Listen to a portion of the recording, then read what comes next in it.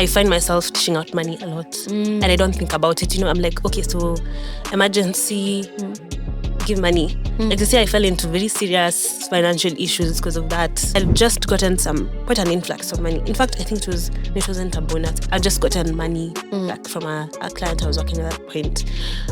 And I was like, oh guys, in my loud mouth, I've just been paid. Me, the next morning waking up in Dagoretti with deep, deep regret. I tell people this and it sounds crazy.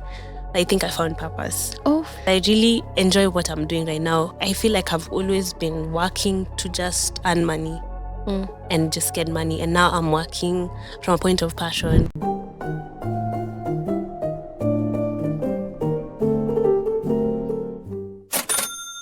Hi guys, welcome back to another episode of Money Moves Diary. We are on episode 4. I am so excited because, when you start something, you never really know how far it will go.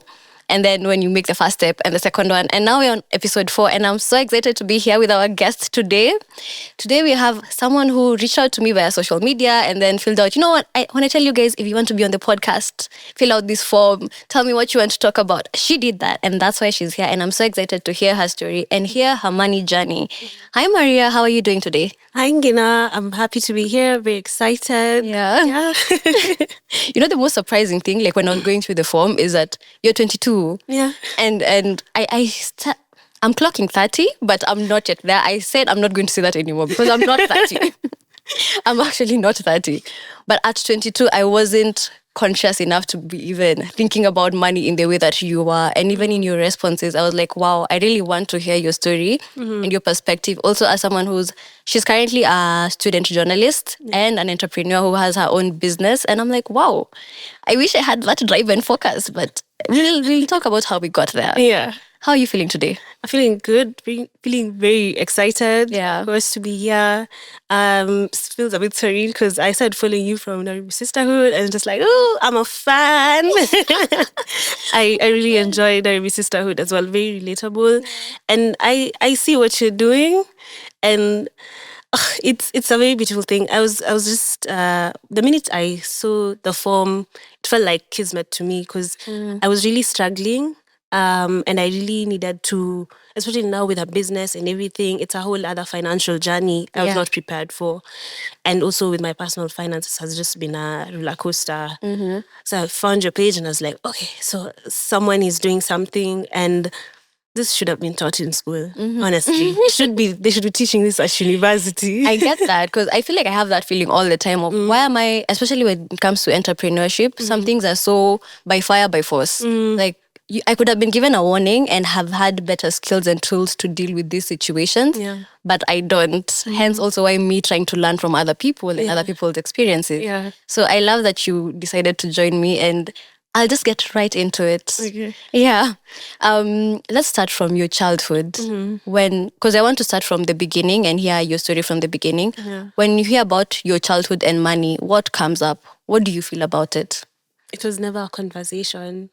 So someone was telling me something they did in therapy that allows you to know like the context of some of the situations you've been in. And she told me, just imagine a conversation you probably had with your parents about money. And I couldn't picture it because it's not something that was ever a thing. We never talked about it. And I think because my mom was a single mom, and I sort of grew up like an only child, though I do have 2 siblings. Okay, more siblings, but 2 siblings from my mom's side. Yeah. And they're much older. So by the time I was being born, everybody was in university, living their life. I never even got to truly know them. Now is when I'm building a relationship. So, in that situation, I think my mom was just always, whenever she'd send me to the shop, she'd expect... like those are my situations with the money. She'd give me money. She'd tell me, I expect you to buy this and this and this. And you go there and now you have to think about how much is this? How much am I going to be left with? Okay. That was my... And then unarudisha change. Change. I had to, African mom, I had to give back change. Yeah. And then I think my other experience with money that I recently recalled was me and Sadaka. Oh. Yeah, I never used to tour Sadaka. What? I put that out there. Wait, why? Because, I had to either...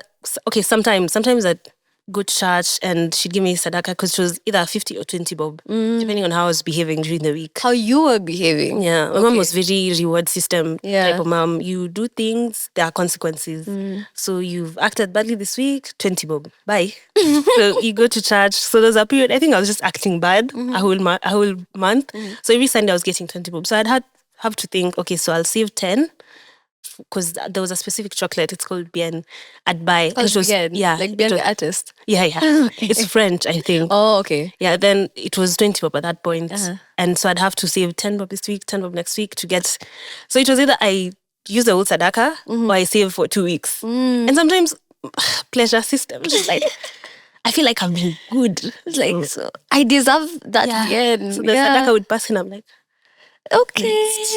And she was not with you to see? Yeah. Wow, that's interesting. Yeah. Speaking about your mother, and I do a bit of research on my guests. Okay. And also we've had this conversation before. If you're not comfortable talking about it, it's okay. But you mentioned to me that she passed on. But before she did, she had you and your siblings, 3 siblings. Yeah. But then I also read somewhere that she had adopted 4 other children. So she's raising 7 kids. Yeah. How was that growing up as one of 7? And you said your other siblings were much older, the ones who are related to you directly. Yes. So how did seeing your mom have that much responsibility impact your life right now and your experiences with money as you grew up? So I've recently seen it with the patterns of how I behave with money, and I'll just start from now and then I'll draw reference to some of the situations. Sure. So for context, I lost my mom when I was in my first year of high school. Hit me like a ton of bricks, Yeah. And then for me, the whole dynamic of my life changed because now I had to move from Nairobi to Kisumu. Everything was packed up. Your life changes. I think I had no clothes for the first 2 months. I was wearing my sister's clothes. Yay. Sister currently who's 40. So you can imagine. Yeah, 20 So year difference. I'm in a new town. I don't have my old contacts. I don't have my phone. I have no clothes. That does something to you at that age. And then for me, it felt like I was alone. Despite having my sister, because me and my sister haven't really grown up together. So I'm learning this new human for the first time, like, wow, so we're related. And nice to meet you. My name is Maria. You're my sister, I guess, Yeah. So I also give her a lot of grace because suddenly she was raising a teenager, So she raised you after your mom passed on. Yes. Your mom was a single parent. Yes. So moving to Kisumu, now I say I was alone in that moment because now the whole environment has changed. I don't know anyone in this new town in Kisumu. I know nothing of this new town. So then I started getting a very hustle mentality at that point because now I was like, I have to alleviate, because my sister had 2 kids. So I had to alleviate the burden a bit because she's paying my fee. I wasn't exactly in a cheap school. And she was like, I'm not pulling you out of that school, which I really appreciate. So what school is this, if you don't mind me asking? Mary Hill. Mary Hill. I mean, it's not a posh school, Wait, but the it's fee... still in Kisumu? Thika, no. Thika. Oh, I know Mary Hill. Yeah, Mary Hill. Yeah. So it's not a posh school, but the fee a good wasn't... school. Yeah, it wasn't kidogo. They used to charge us for...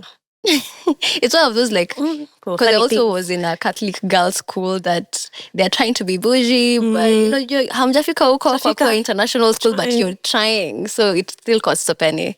Motivation fee. Motivation fees, please. It was quite a lot. Yeah. So now, you're in this situation where I'm in school and I'm trying, so I try every holiday to raise some sort of pocket money, and then I tell my sister, so just pay fee and you don't have to give me the pocket money. She'd be like, oh, okay. So first time she just gave it to me. I was like, no, I'm serious. I can actually do this. And that's where sort of my independence started. And then now, so... What would you do? Sorry to cut you off. What would you do to raise that pocket money? So I used to play basketball. So I started joining other teams in Kisumu at that point. And whenever I play, you get money. Oh, really? You get money, yeah. Because I was playing for a team in Premium at some point, in the Premier League. And I also playing for other small teams. So you show up for training, you get a little something. And then I used to make bracelets at some point. I'd sell bracelets or come to sell them back in school. The people from Mary wouldn't buy. That's stingy. And at some point I was doing people's hair in school. And yeah, so that was basically it was everything, because I can't really pinpoint exactly what it was. At some point I was training kids in our estate to play basically basketball. hustling. Yeah, I was like, well, let 100 bob. I'll teach you guys how to play. Go tell your mom. And I come and I train them in our compound. was a very illegal training field, but I love the spirit though. And how much would you need for pocket money, say in a month or in a term? So about 5,000. Okay. So I'd get the money. I'd probably manage to raise like 3. Then in school, I'd raise the rest here and there. And then my sister would check in every once in a while. She's like, "Are you really okay?" Because she was very worried. I was like, "This girl, Oh, yeah. It's like, how is she doing how's this? she doing Is this?" she okay? Yeah, she'd check in. And I'm like, "No, I'm good. Especially after the first term of me starting this whole, I'm going to sort my own pocket money thing. She was like, "Okay, wow." You at this point you're like 14. Yeah. 15 there, 14, 15 thereabouts. It was such an interesting one. And then now reference to now growing up with a lot of siblings, because my mom was like, she was the pillar of our family at that point. So she'd show up for everyone. Sometimes I even joke, and I give her grace for this too. I even joke, and she's like, she was more of a mom to everyone else than she was to me, Oh wow, yeah. So I'm walking through. Oh, like But you see her showing up for everyone, and that also involves some sort of monetary exchange, So showing up financially. Yeah. So I find myself dishing out money a lot. And I don't think about it. I'm like, okay, so emergency, give money. Like you see, I fell into very serious financial issues because of that. I dropped a ton of money and Talk to me about that. Talk to me. for a sick relative. And I was just like, and then after that, I was very resentful. Okay. There was so much. There wasn't. Do you feel like you helped because you wanted to help or because you had to help? I had to. If there was a choice, probably wouldn't have, because a lot of it was my savings, and initially it was going to also help me launch the business. So there was a lot of resentment from me. What happened? I'm not gonna mention who exactly from my family. You don't need to mention them. Someone was sick, and I had to go. My sister also was in a very tricky financial situation, so I felt it like I really owed it to her as well to elevate the burden. So a lot of I opened that savings account and I didn't stop withdrawing cash. Was it like a one-time huge amount? If you can share the amount, that's okay. If you can't, that's fine as well. Was it like a one-time payment, or was it 2K here, 1K there, and then it piled up? So in the beginning, it was like I would tell her, no, I'm going to cover his hospital, like Uber back and forth, because it was quite a distance. And she'd be like, okay, fine, thanks. Then at some point, it was a very huge amount. I think the first time I did a huge amount was like 30K. I was like, wow. That's a lot of money. And then, because I looked at it later when I was doing my financial things, and it was quite an amount of money when you talk all together. Yeah, I'd say up over 70 to give a range. Well, less than 200 to 70. Yeah, I love it. Less than 200, but over 7. There's 130,000 somewhere. So we don't know which one it is. Yeah. But what I'd say is the fact that you have there was 70K for you to give at such a young age, where people who are much older than you are in one way or another, whether they intend to or not, becoming your dependents to an extent. It's like, how do you think you got to that point? And you said maybe how your mom was in terms of giving. Maybe that you learned that from her to an extent. Yeah. But what else do you think it could be? I think that's a major part of it. And because she'd show up unapologetically. She'd be pissed at first that she has to, but then she wouldn't ask questions after that, and she just show up for everyone. And I really see that in how I also show up for people in my life. And then sometimes a lot of the time it comes to bite me in the because it's just like, sometimes I place people, and this is something I need to work through. No hate on the people that have been in this situation. I need to place people where they place me. Yeah, because I clearly seem to put them in a higher box, and I expect, that's why I was very resentful, because I expected them to show up for me in a certain situation. So they didn't show up for you later? Yeah, we're still no contact. Wow, what situation was that they didn't show up? You, financially or emotionally? Both. Okay. Because, also after... I think I was telling you about this. I only realized I haven't mourned the loss of my mom this year. Like I don't know how to explain it to people really, but it's when you chuck it as something that happened and not a big thing that really changed your life and turned it upside down. So for me it was, I used to tell people, so yeah, I lost my mom, and then I'd continue the conversation and be like, wait, hold up, let's go back to that. Wait a minute. Yeah, tell me more. And I'm like, she was sick, she died, And it would sound cold, Yeah. but for me, that was a coping mechanism. Because the minute I would start to comprehend that, I saw what happened when I started to mourn my mom and I fell apart. So I wasn't working. At some point, I was just like, you know what? I'm willing to let it all burn. Then it was like, everything I've built, someone had to talk me back into life, into existing. That's grief. Like, and now the other question that I wanted to ask is when it comes to grief and I remember you telling me that you haven't fully mourned her, and I don't even know whether there's an extent where someone can be like, okay, now we are done. But what role has that played in your money journey from when she passed on? As I know they're having to be independent very early. And then after that, you also said something about boundaries with your people. How did that come about? So I used to have what I call, what's the name? There's a word I use. I'll remember it and I'll tell you. But just basically very flimsy boundaries with people. And I'd say, oh, I'm done. I'm never going to do this again.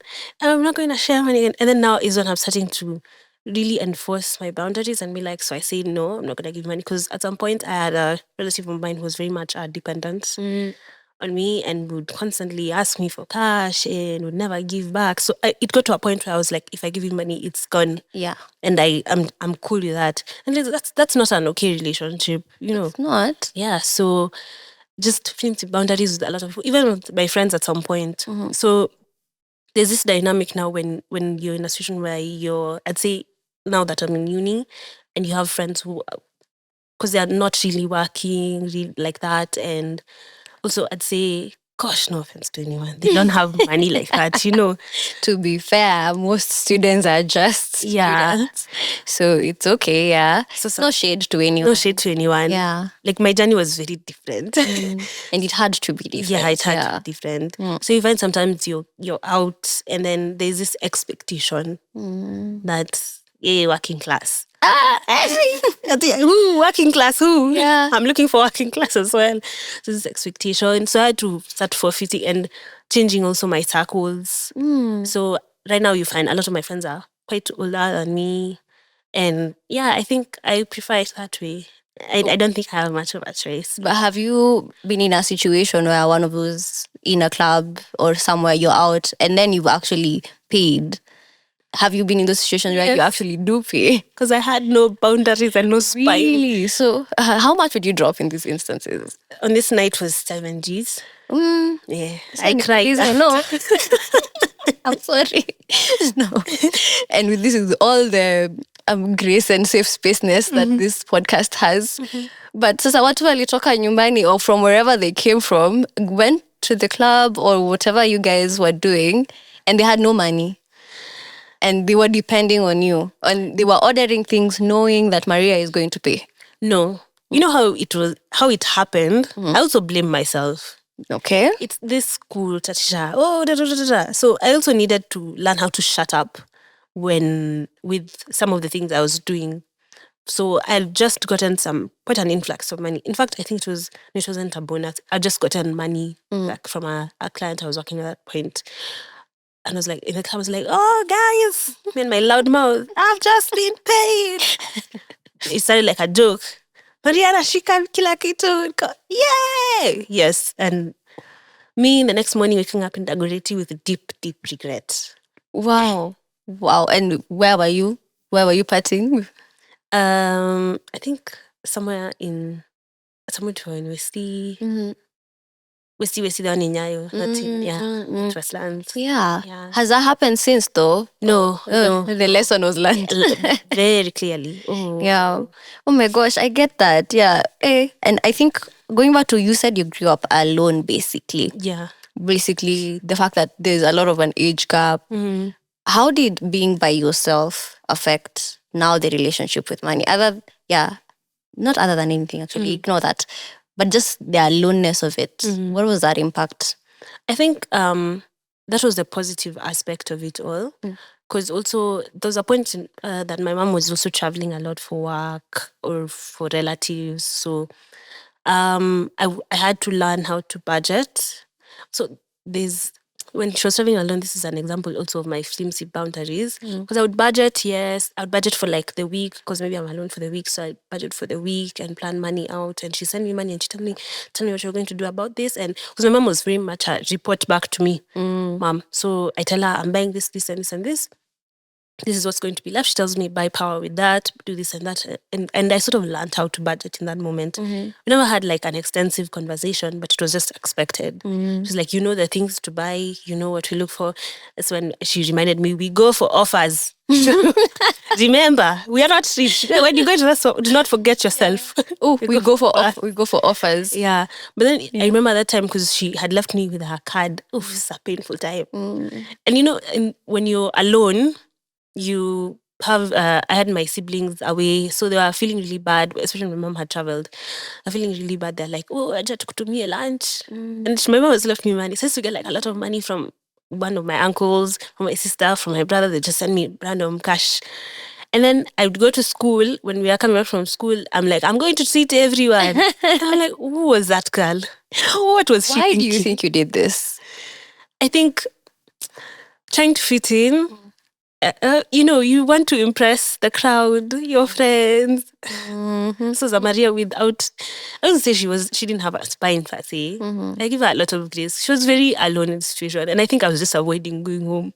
Stay alone. Yeah. So I'd make up excuses. We go eat lunch cheapo somewhere, so we go chill there. And then people start making excuses. Oh, me, I can't. Like, I'll pay. It's like suddenly plans are cancelled. It's something about people being very, very, very available when you have money. Yeah. It's like before they were busy, before, we can't show up to support you. But as soon as you say, oh, I'll pay for your cab or I'll pay for this and that, it becomes so free.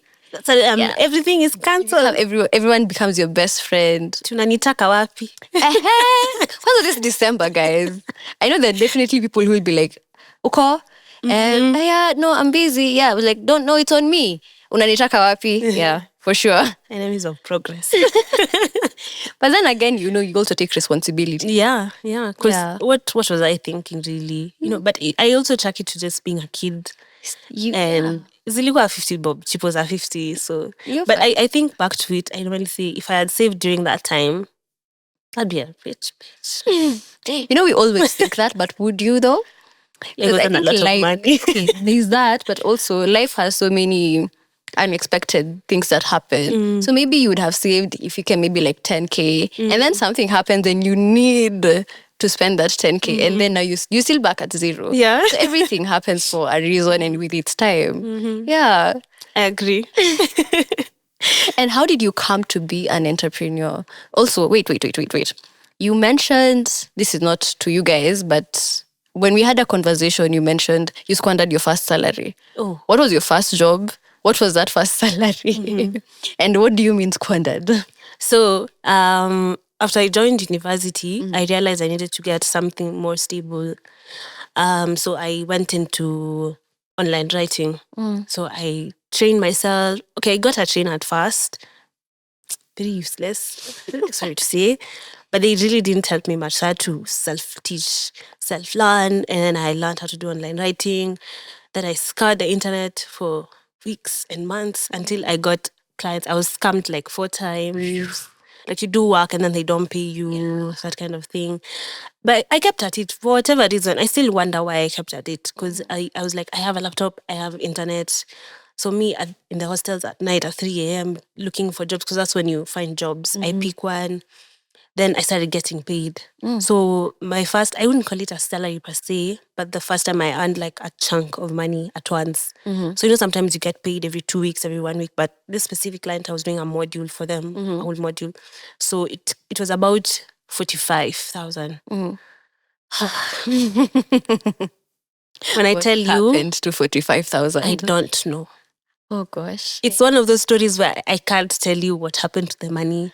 I know I was at KFC, it's a guilty pleasure. Same. Finally. Chicken. Yes. Yeah. But KFC is only maximum 1,000 bob. Right. Yeah. Back to back though, KFC. Like on When the daily every meal. hostels. Okay. Yeah. Okay, girl. So Yeah. yeah. I mean, Space. I did some shopping with it. That's the only tangible thing. But when shopping ends, you're like, sour. So what did I really do with the money? But again, I gave myself grace because it was in like December. Because we remember we were the COVID kids joined school in September. December I was earning.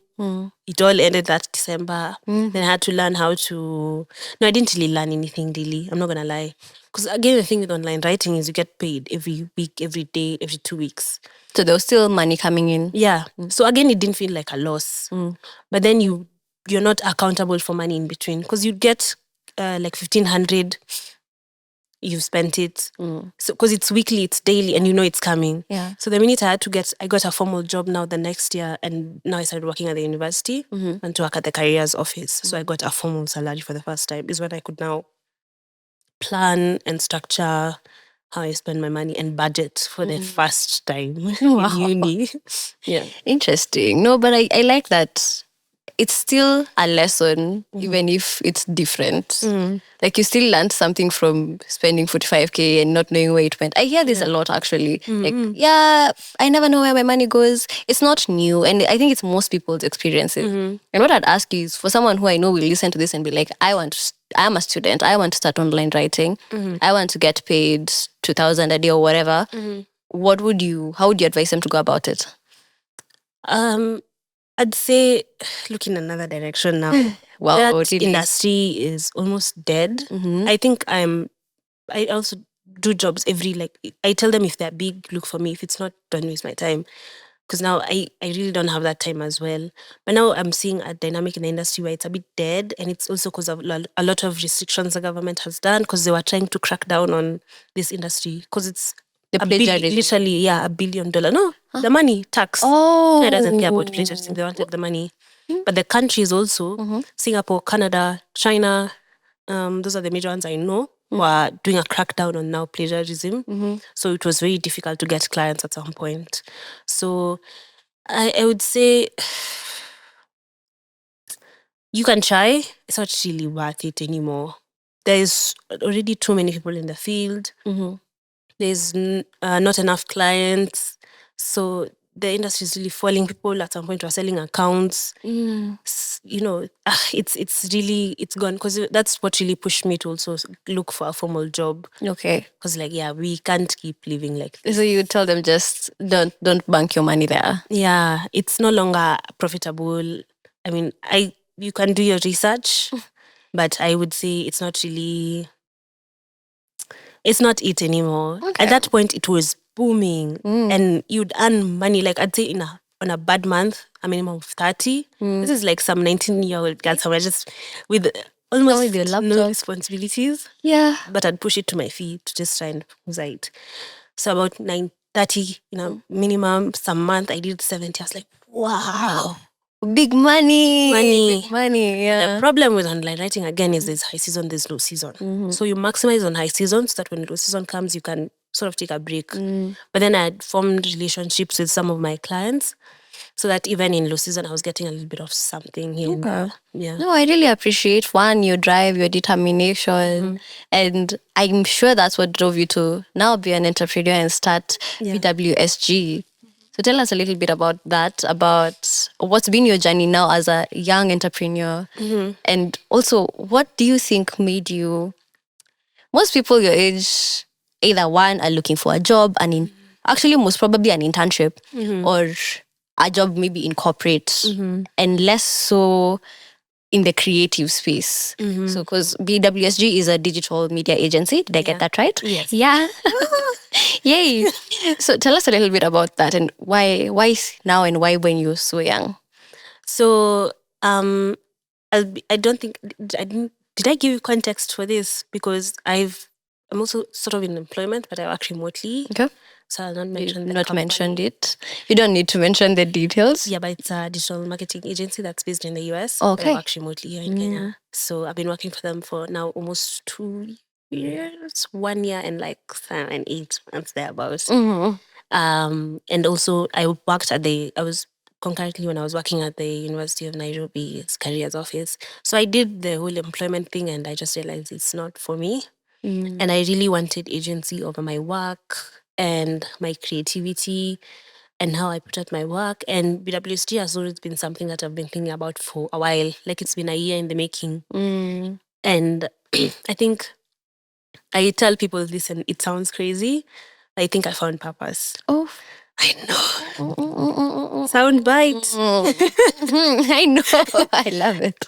I think I found purpose because I really enjoy what I'm doing right now. For context, because I feel like I've always been working to just earn money and just get money. And now I'm working from a point of passion, from a point of like, I love to see this company grow. I love what I'm doing. I love working with my clients. I love the jobs we do. I love the clients we have.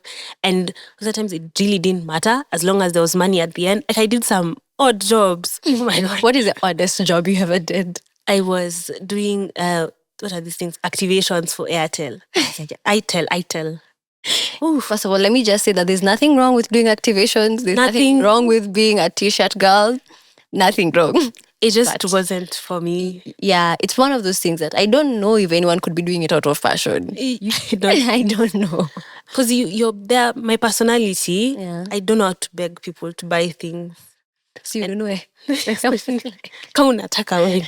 Sijui mbona nina insist, you know. So and then you'd earn on commission. And I was the one who wasn't making as much sales. So my commission was just, am I allowed to cuss? You can do. And I was just like, what am I earning?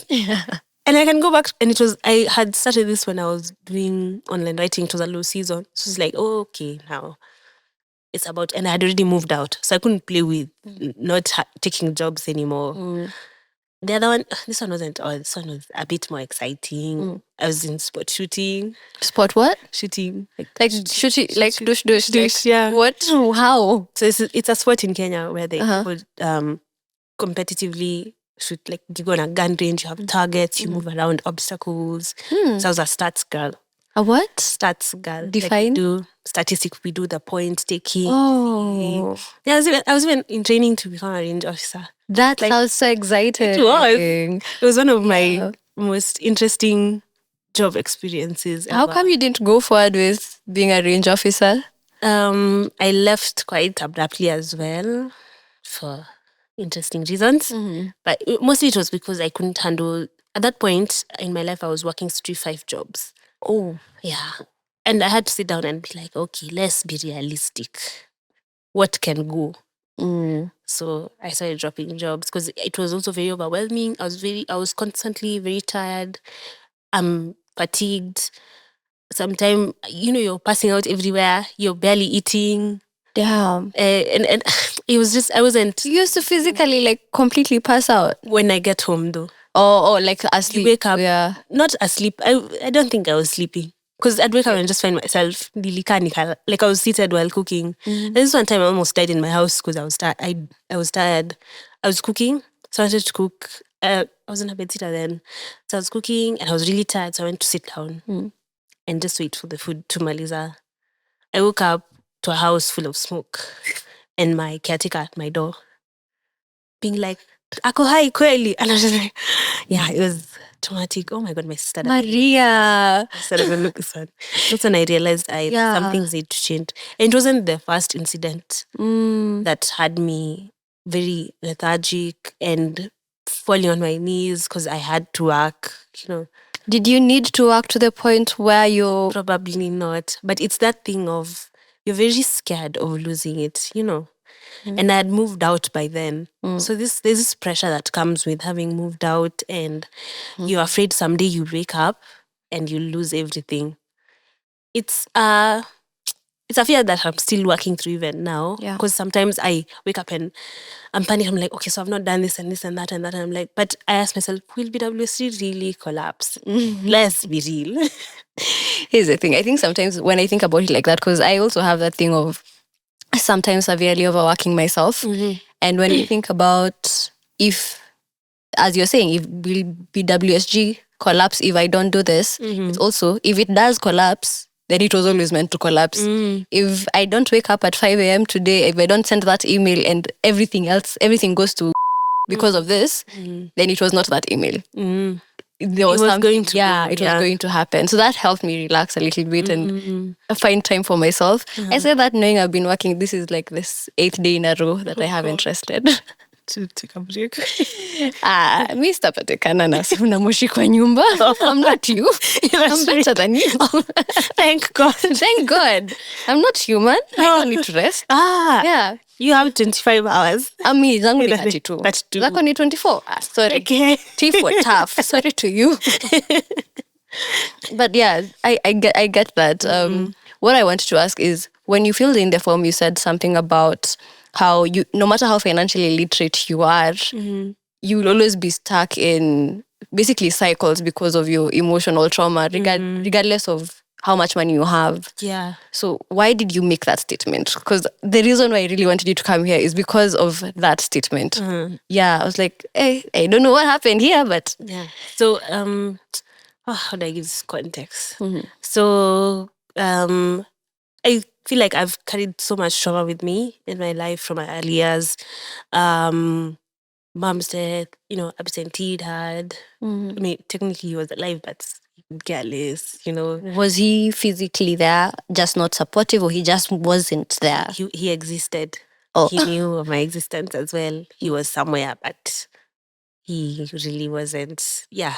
So you carry this baggage and resentment, and it was reflective of how I was saving money, spending money.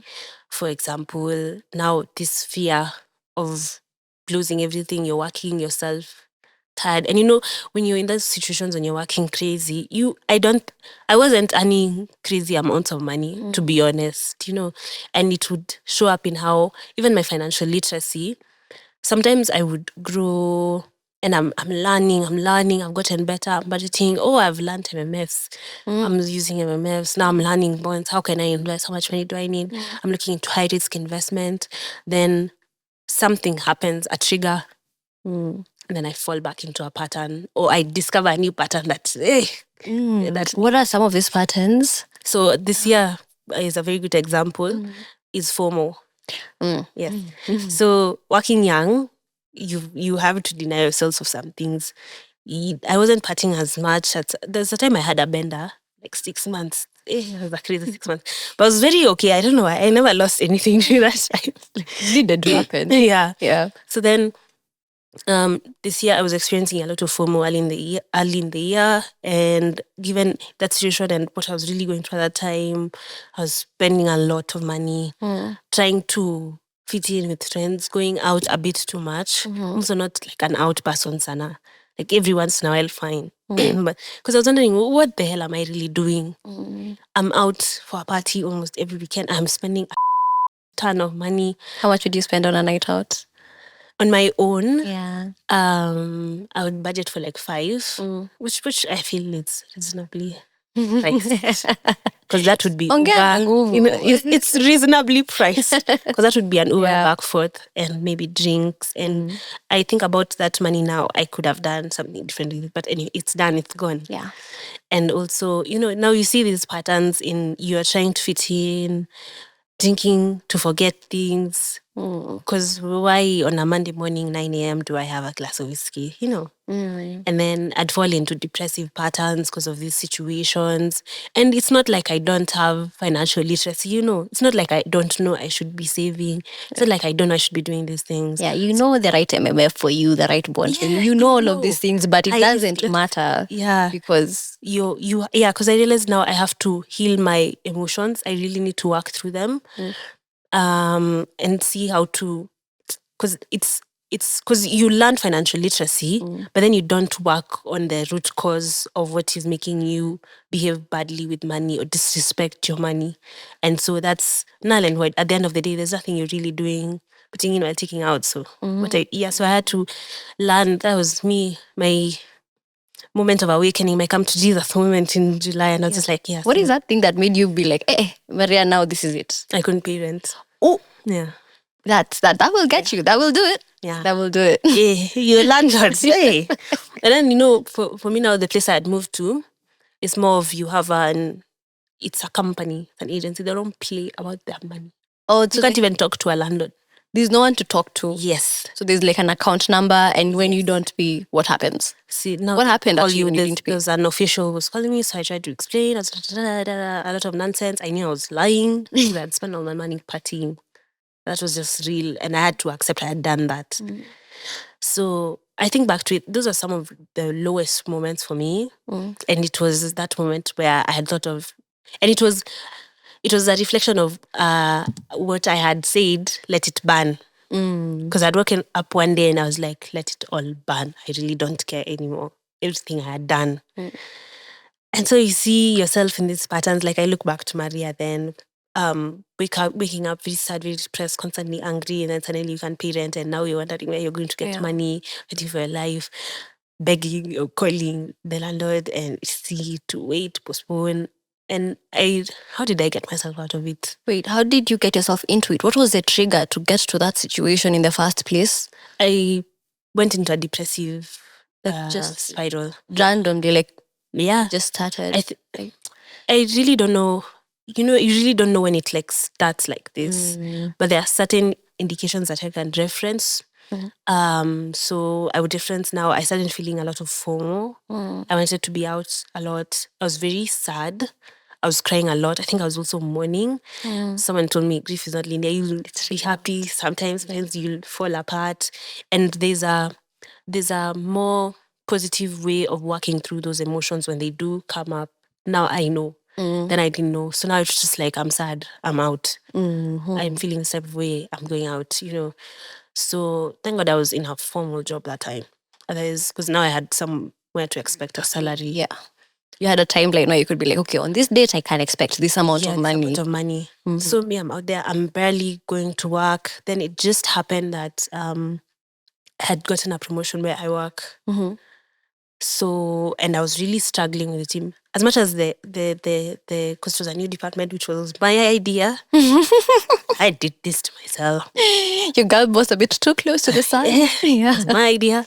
Yeah. And I had to build sort of like a structure and a team from scratch. And I was really struggling. And I wasn't taking feedback very well from my boss. So I would send in reports and she'd be like, do better. Okay, not in a nice way, in a very nice way. She'd be like, let's work through this instance. But the way it would come to me is like, do better.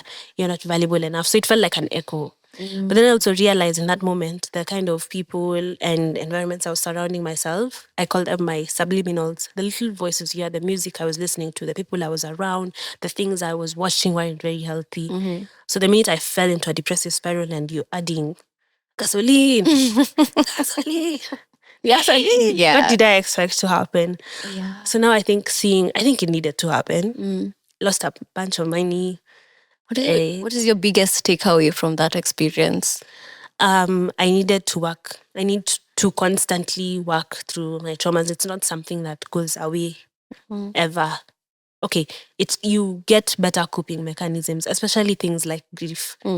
It's not something that really goes away. So you need to constantly and also my self-awareness, being aware of when I'm feeling low. What could that be? Or being aware of my emotions and embracing them. Because what I was doing, I was running. So I'd feel sad. I'm out. Ati mko wapi leo? Mwendoas? WID, what are you doing? Where you at? Where you at? So I'll show up. And I'll just be. This is when you mentioned the paying for food's cheapo, coming back to you as an adult, but say cheapos are 50 bob. Say need drinks. The patterns stay with you because my thing is everywhere you go, there you are. You cannot run away from yourself. Yeah. And I had another quote is when people go to mountaintops to see like a view or something to get some peace, the peace you get at the mountaintop is the peace you bring with you. You don't go somewhere to get something if you don't have it within yourself in the first place. I know, sound right? So yeah, thank you so much for sharing that with me. And I also wanted to ask now, with your business and where you are at right now, you've told me about how now that part of the year was for you.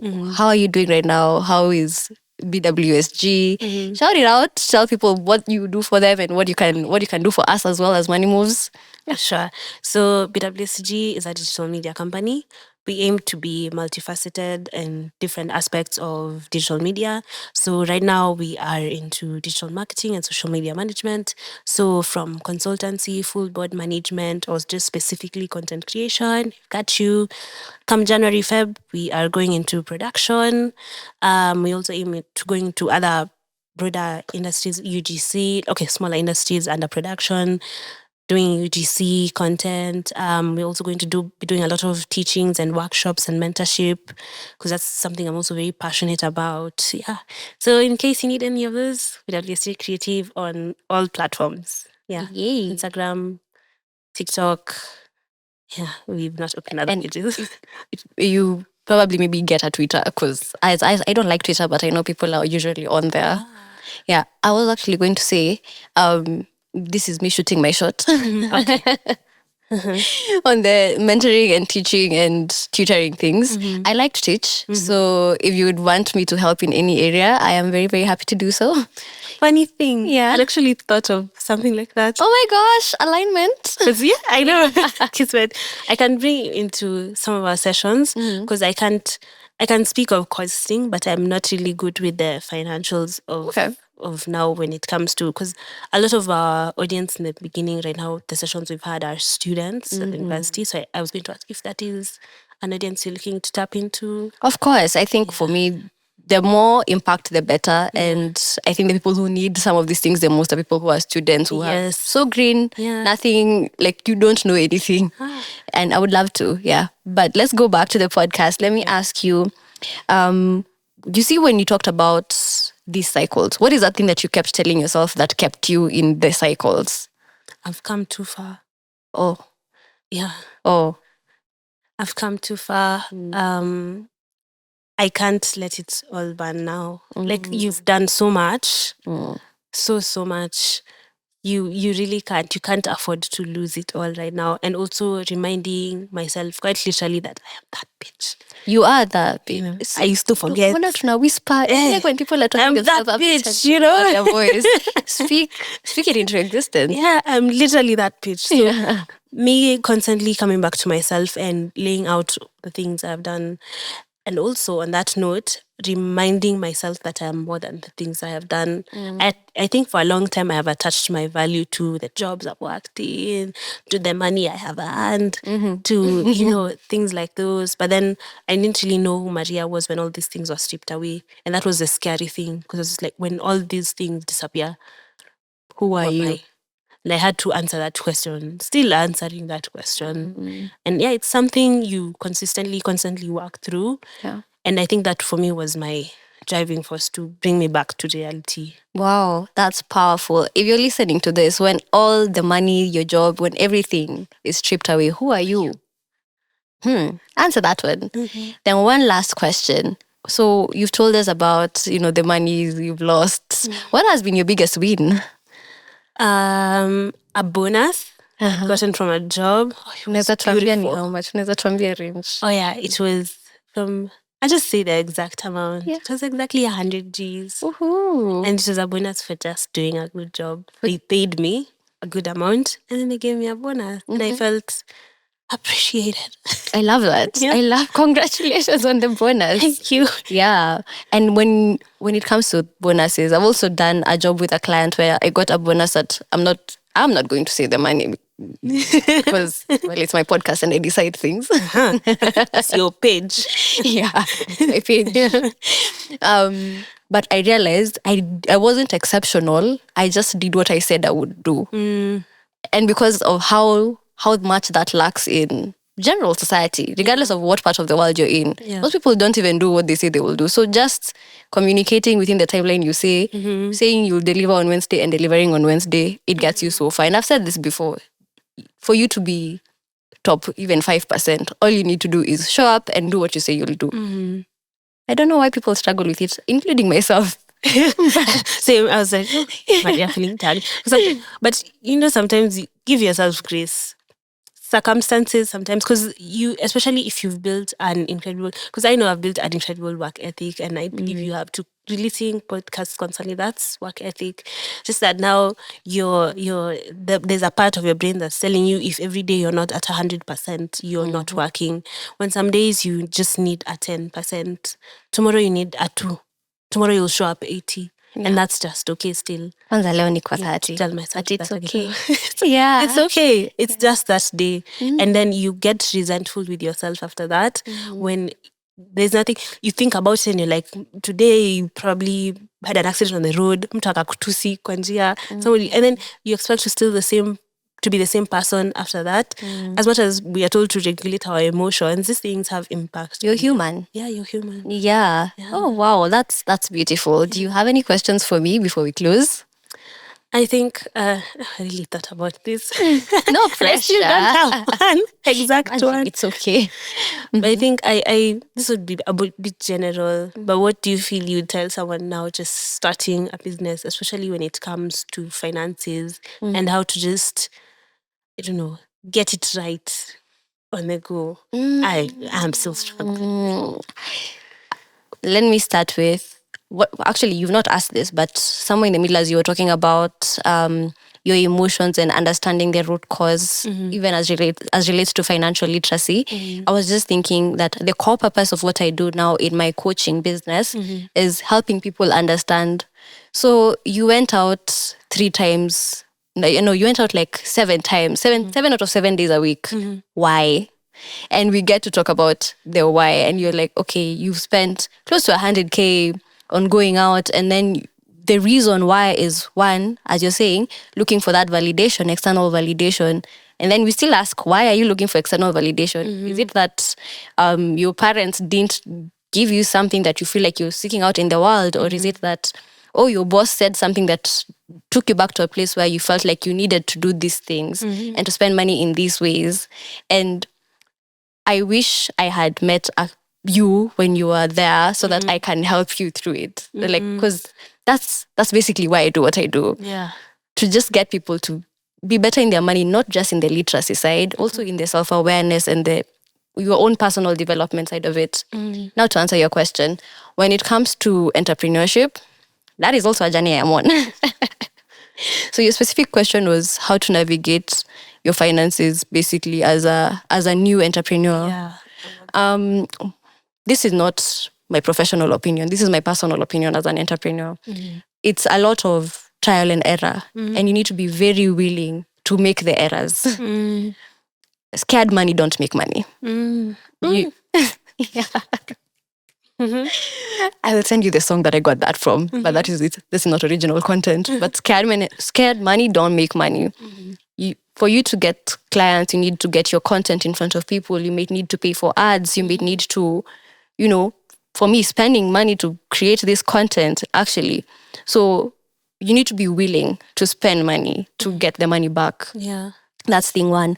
Thing two, when it comes to entrepreneurs, and especially entrepreneurs who are creatives, I see a lot of mix of your personal money and business money. Stop it. Stop it. Let's not do that. Feeling tagged. Yeah. We'll have a conversation after this. Let's separate them. Because sometimes we are too close and too tied into our businesses that we don't see where the business money stops and our money starts. And that's why you might find that you're very okay going to KFC, spending 1,000 bob, but then now you start pinching pennies when it comes to spending on your business. Yeah. Oh, yeah. Oh, my God. I've felt, she talks to me. Preach to the choir. Yeah. And I've also been going on a journey of trying to understand, why am I so comfortable spending on this, not even luxuries, but spending on some things for myself, but not for the business? Is it that I'm not confident in the business? Is it that I'm not confident in myself? Is it, why am I shy? Why am I willing to gift my friend something that costs 2K? But when it comes to spending that 2K on this other side, it's like, this is a lot. Was it not a lot the first time when you spent it on your friend? Yeah, and I think that is where we are going to close. If you want to be like Maria and sit next to me and share your money journey, make sure you fill in the form down below. The thing is, I've noticed that entrepreneurs are very loud about their stories. I want to hear from people who are in employment. I promise I won't tell your employer. If you want, we can sign NDAs. If you want to do this in private, audio only, we can also do that. But I want you to know that your money journey is very relevant. It's very valid. Whatever it is you've been through or you're currently going through, it's your story and you deserve to tell it. So if you want to come here, make sure you fill in the form or hit me up on my DMs at I am Gina or at Money Moves KE for the business page. Also hit me up on a coaching level through all the same channels, and the link will also be down below. Do you have anything else you want to share with us? Yeah, with you. Okay. I think just in case no one has sung your praises yet here or has told you, I'm gonna give you your flowers this Friday. I think what you're doing here is very powerful and very impactful, and you might not even realize it at this point. But I think sharing these stories and also me being here talking, I've felt a shift. Yeah, and it's I think it's very important to talk about these things, especially in this society, and make these services and this information accessible to people. Yeah. So yeah. Oh, thank you. flowers. Tell me I'm a crier. We are composed over here. This is the second. Composure, lad. Composure. But thank you so much. I really, really appreciate that. Same. Yeah. With that said, make sure you join us on the next episode of Money Moves Diary. We drop every 2 weeks, but we are going into the Christmas season. So after this, catch you all next year. Bye.